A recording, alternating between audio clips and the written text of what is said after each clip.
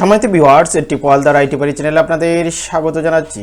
আপনাদের যাদের সঞ্চয়পত্র আছে, আপনাদের সেই সঞ্চয়পত্রের টিডিএস দেখার জন্য কিংবা প্রত্যয়নপত্রের জন্য আপনারা ব্যাংক কিংবা জেলা সঞ্চয় অফিসে আপনারা যোগাযোগ করে সেই অনেক আবেদনের মাধ্যমে আপনারা সেই সঞ্চয়পত্র প্রিন্ট আউট নিয়ে দেন।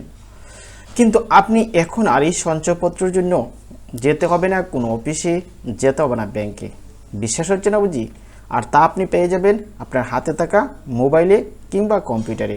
এখান থেকে আপনারা ডাউনলোড করে প্রিন্ট আউট করতে পারবেন এবং এখান থেকে এই প্রত্যয়নপত্র নিয়ে আপনি সরকারি যে কোনো কাজে কিংবা ট্যাক্স রিটার্নের কাজেও ব্যবহার করতে পারবেন। আর তা কীরকম, তাহলে চলেন দেখে আসি। তার আগে আপনাদের কাছে একটি বিশেষ অনুরোধ, আপনারা যদি আমার চ্যানেলে নতুন হয়ে থাকেন প্লিজ আমার চ্যানেলটি সাবস্ক্রাইব করে আমার সাথে থাকুন।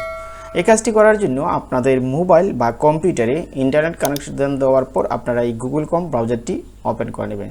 তারপর এই যে সার্চ বার আছে, জাস্ট এখানে আপনারা টাইপ করবেন এনএসডি।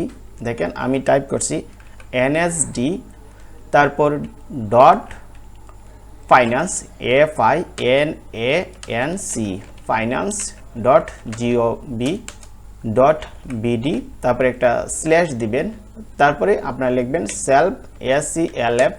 Self report REPORT। এটা লেখার পর জাস্ট আপনারা এন্টারে ক্লিক করবেন। তারপর এইরকম একটা লিঙ্ক পেয়ে যাবেন এবং এখানে সাইন ইন অপশনটাও পেয়ে যাবেন। এখানে আপনারা কিছু তথ্য দিবেন, তথ্য দিয়েই নিচের দিকে দেখেন লেখা আছে সাইন ইন করুন। আপনারা এখানে সাইন ইন করবেন। কি কি তথ্য দিতে হবে? এখানে আপনার সঞ্চয়পত্রের যার মালিক, এখানে সঞ্চয়পত্রে যার নামে খোলা হয়েছে তার NID অথবা পাসপোর্ট নাম্বার, অথবা যদি টিন নাম্বার থাকে তা এখানে টাইপ করে দিবেন। অবশ্যই সেটা ইংলিশে টাইপ করে দিবেন। তারপর এখানে আপনার ডেট অফ বার্থ এখান থেকে সিলেক্ট করে দিবেন। তারপরে এই মোবাইল নাম্বারটি, অর্থাৎ যে মোবাইল নাম্বারটি আপনি সঞ্চয়পত্রে জমা দিয়েছেন সেই মোবাইল নাম্বারটি, কারণ এই মোবাইল নাম্বারে 6 ডিজিটের একটা ভেরিফিকেশন কোড আসবে। তারপর এই ক্যাপচাটা আপনারা এখানে টাইপ করে দেবেন। ক্যাপচা যদি বুঝতে সমস্যা হয় এই ট্রাই অ্যানাদার এখানে ক্লিক করে আপনাদের মতো করে পরিবর্তন করে যখন আপনার ক্যাপচাটি বুঝতে সহজ হবে সেই ক্যাপচাটি আপনারা ব্যবহার করবেন। দেখেন আমি একটা একটা করে ক্যাপচা চেঞ্জ করে নিচ্ছি, যেটা আমার ভালো লাগে আমি সেই ক্যাপচাটি এখানে ব্যবহার করব। দেখেন আমার ক্যাপচা বাছাই করা হয়ে গেল। তারপর এখান থেকে আমি আমার তথ্যগুলো দিয়ে সাইন ইন করে নিচ্ছি। প্রথমেই আমি আমার NID নাম্বারটা এখানে টাইপ করছি, অবশ্যই ইংলিশে টাইপ করব। তারপর এখানে জন্ম তারিখটা, অর্থাৎ যে জন্ম তারিখটা আপনার NID কার্ডে আছে সেই জন্ম তারিখটি, আমি জন্ম তারিখটা এখান থেকে টাইপ করে নিচ্ছি। দেখেন আমার জন্ম তারিখ টাইপ করা হয়ে গেল। তারপরে এই যে মোবাইল নাম্বারটি, অবশ্যই সঞ্চয়পত্রের মোবাইল নাম্বারটি এখানে ইংলিশে টাইপ করে দিবেন। আমি টাইপ করে দিচ্ছি। তারপরে এই ক্যাপচাটা, এই যে নিচের দিকে ক্যাপচাটা আছে এই ক্যাপচাটা আপনারা এখানে টাইপ করে দেবেন। দেখেন ক্যাপচাটা আছে কি 36 ক্যাপিটাল M ক্যাপিটাল Y তারপরে 9। এখন আমার সব তথ্য এন্ট্রি দেওয়া হয়ে গেছে। এখন এই যে সাইন ইন অপশন আছে, সাইন ইনে ক্লিক করছি। দেখেন আমার ভেরিফিকেশন কোড চলে আসবে মোবাইলে, তারা এখানে বলে দিছে এবং এই ভেরিফিকেশন কোডটা এখানে টাইপ করে দিতে হবে। আমি ভেরিফিকেশন কোডটা পেয়ে গেছি 854956। এই ভেরিফিকেশন কোডটা টাইপ করা হয়ে গেল। নিচের দিকে দেখেন ভ্যালিডেট আছে, সেই ভ্যালিডেটে আমরা ক্লিক করব। দেখেন সমস্ত তথ্যটা আমরা দেখতে পাচ্ছি।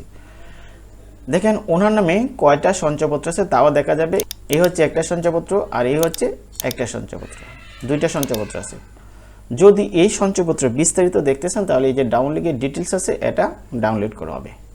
এখন আমরা সঞ্চয়পত্রের যে TDS বা আয়কর প্রত্যয়নপত্র বা সঞ্চয়পত্রের প্রত্যয়নপত্র দেখার জন্য এই যে আয়কর প্রত্যয়নপত্র উপর দিকে একটা অপশন আছে, এখানে ক্লিক করব।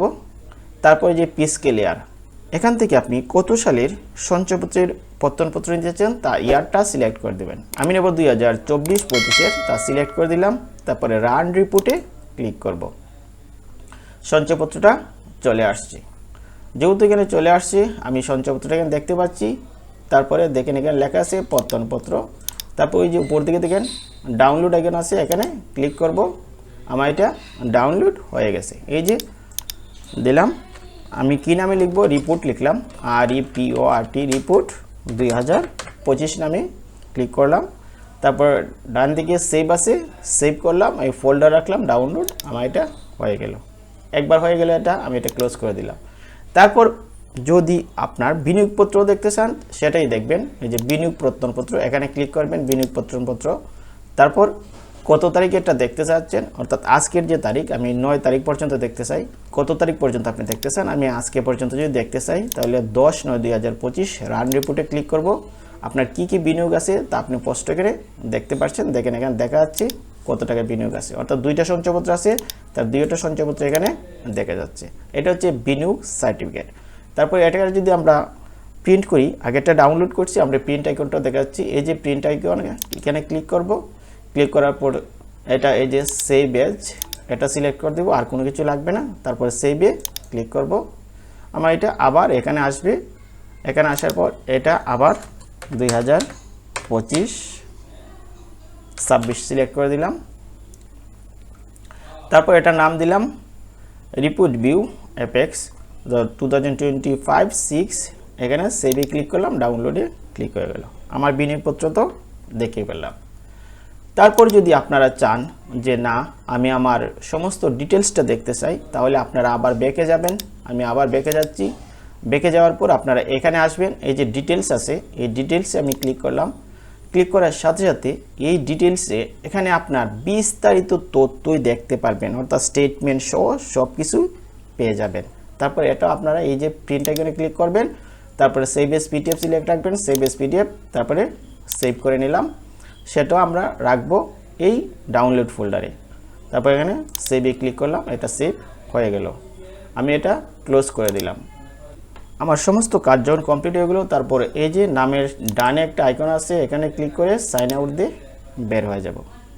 তাহলে প্রিয় ভিউয়ার্স, এভাবেই আপনাদের কম্পিউটার বা মোবাইল দিয়ে আপনার সমস্ত সঞ্চয়পত্রের প্রত্যয়নপত্র এবং বিস্তারিত তথ্যই ডাউনলোড করে নিন, প্রিন্ট করুন, ঘরে বসে কাজটি সম্পন্ন করুন। আজকে ভিডিওটি এই পর্যন্তই। আপনাদের যদি কোনো প্রশ্ন থাকে অবশ্যই কমেন্ট বক্সে লিখে জানাবেন, আর ভিডিওটি ভালো লাগলে অবশ্যই লাইক করে আমার সাথে থাকবেন। ধন্যবাদ সবাইকে।